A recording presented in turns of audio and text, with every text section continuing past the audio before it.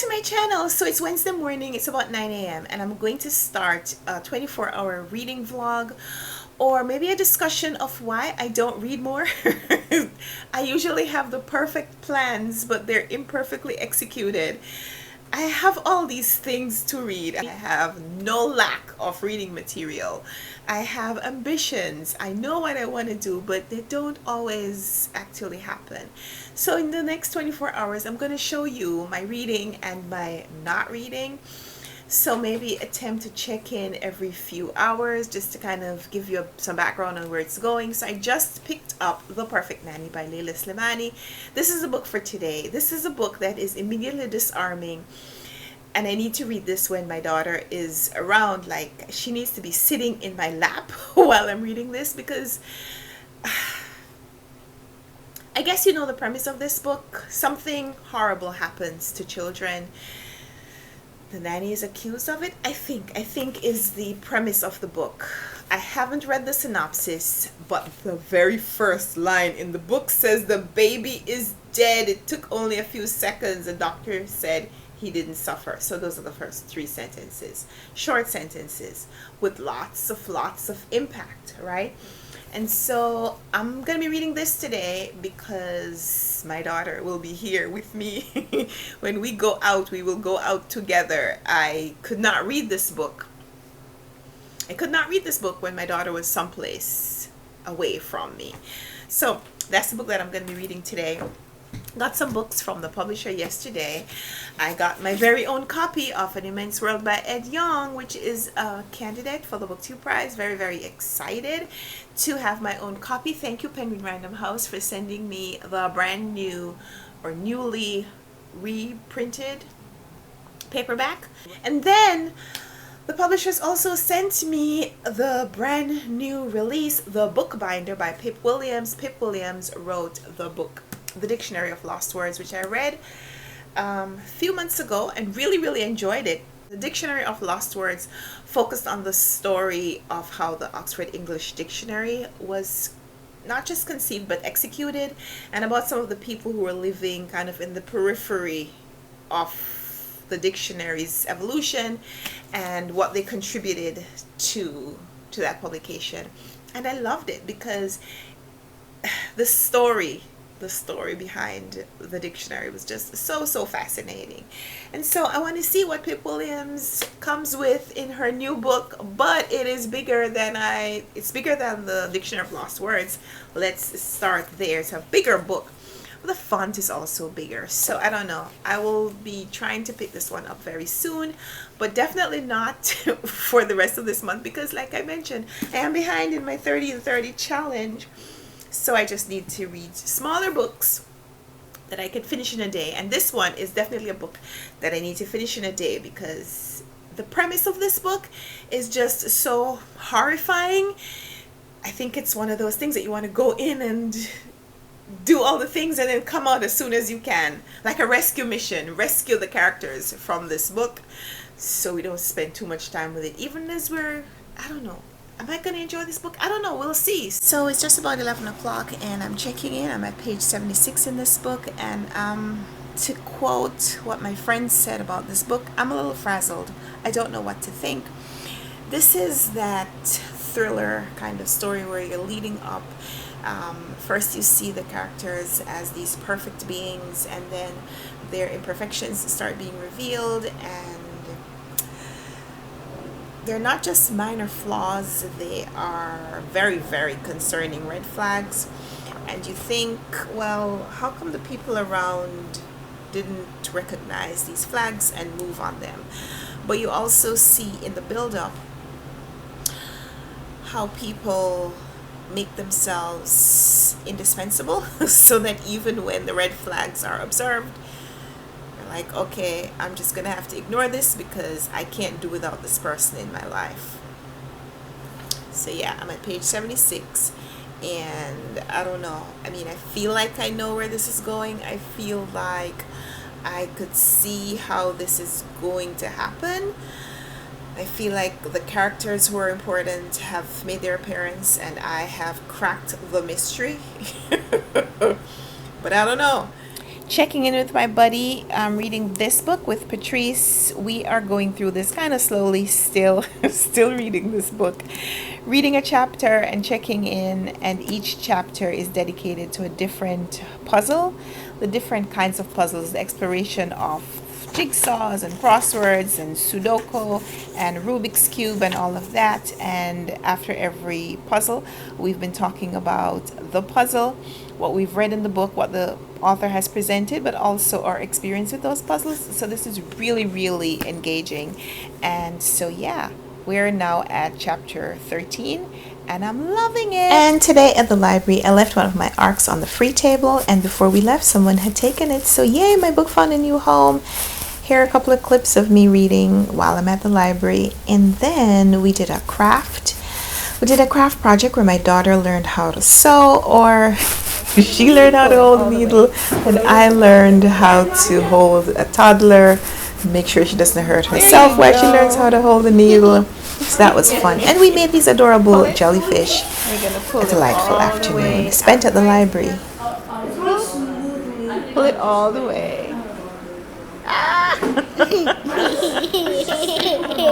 You're sewing. That was your first stitch.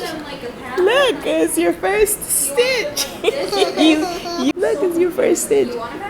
You did it. I want to do another one. You want to do another one? You have to do this again. You have to do more stitches. Look, all you gotta do is just She's having fun, which is the most important part. So which direction are you? So you're here. So you're gonna put the needle here. we don't even have one, so no. No, they had a bunch of them. Very good. We have sewing machines, but the point of learning how to hand sew is if you're in a pinch and you don't have a sewing machine, you know how to Or you know how to correctly put it together. Yes. I tried to get the sewing machine to work. There you go. This is like at Sabbath school. This is like at Sabbath school. Yes.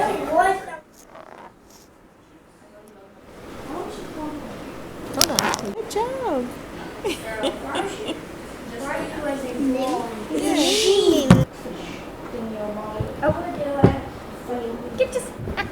Hi.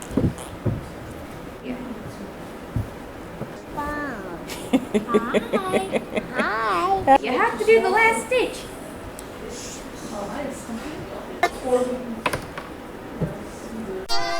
A lot of fun at the library. When we finally left, I got some KFC for dinner because it's my daughter's favorite, and to stay on brand, we're using our Caribbean coasters.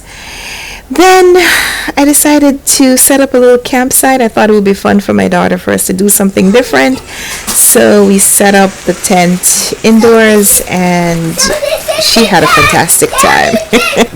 We both did. Just hold it for now. Hold this.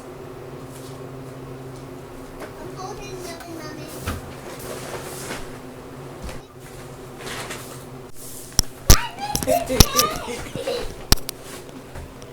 Hi. So as you can see, we're doing something a little different tonight. We set up a campsite inside our house. So we're going to be reading. We're going to be taking some time and just hanging out in the tent and reading. I have about 30 pages left in the Perfect Nanny, and it's a thriller, so I can't tell you anything that the story is about other than that it's a psychological kind of thriller where we're learning more about the people as we go forward. So I'm going to be reading my book. She's going to be reading her book. It's a little after 8, and probably read until we go to sleep. I can't promise anybody that we're going to sleep in the tent, but we'll see how much time we spend in there and what we do. Go read your book.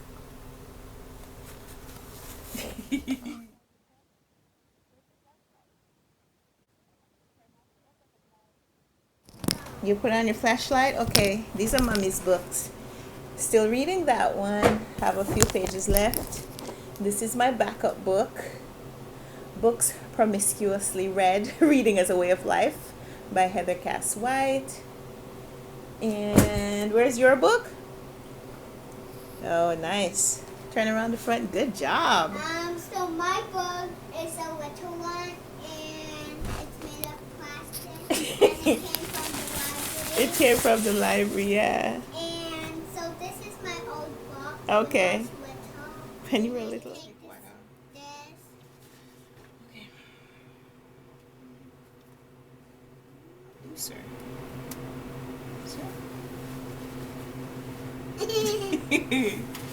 There you go. You like it? It looks funny. Funny can be good. Different can be good.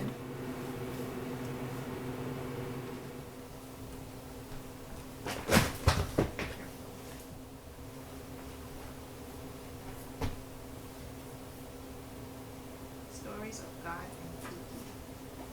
Scary things ever. An endless supply of joy, light, adventure, and life. And never ending. All you can eat. Pizza buffet.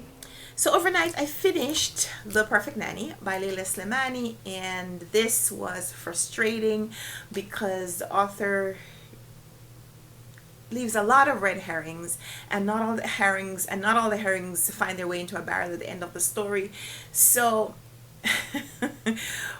the author, I think, invites the reader into trying to figure out the perspective shift, the escalating turmoil that happens in the mind of a character who can commit a crime, and a particularly violent crime, and then introducing us to characters who may have pushed that character into that place, and even the people who lambast themselves and saying, man, I should have done something, I should have known to prevent this. Maybe the author asking the reader, is this something that is possible? Can unrelated others prevent terrible things? Or are we more likely to propel people into the uncontrolled space? So at the end, I was a little frustrated because, like I said, not all the red herrings find their way in a barrel. So there were some characters that were introduced that I felt like they were going to come back in a bigger way, and they didn't.